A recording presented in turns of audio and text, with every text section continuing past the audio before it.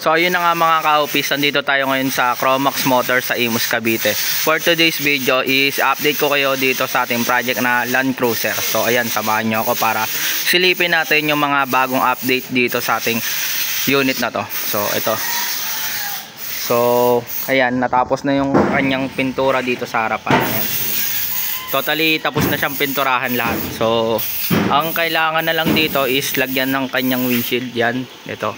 Ito na lang kulang dito sa unit na to. Malapit-lapit na to at ilalabas na natin to. So kailangan dito paanda rin, tapos ayan na lang kulang windshield, tapos yung kanyang upuan. So ayan.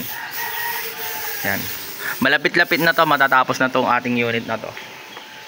Ayan. So sa unit na to is FJ40 na Land Cruiser. Ayan. Saka ito yung kanyang likod. Ayan, napinturahan na natin.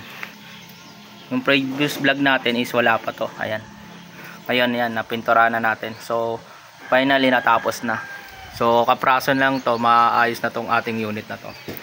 Ang kulang na lang dito yun, yung kanyang windshield, saka yung kanyang upuan, at i-test drive pa natin para mapa-under to. Papa-under na lang. Ayan. Ayan. So malapit-lapit na to.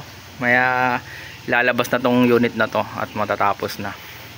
So abangan nyo to mga ka-office pag okay na tong unit na to. Konting-konti na lang to. Konting kalampag balagbag na lang matatapos na tong unit na to. So maraming salamat sa inyong panonood at walang sawang pagsuporta sa ating vlog. So update ko na lang po kayo pag may bagong update dito sa ating project na to. So maraming salamat mga ka-office. Subscribe na lang po ang ating YouTube channel. Maraming salamat.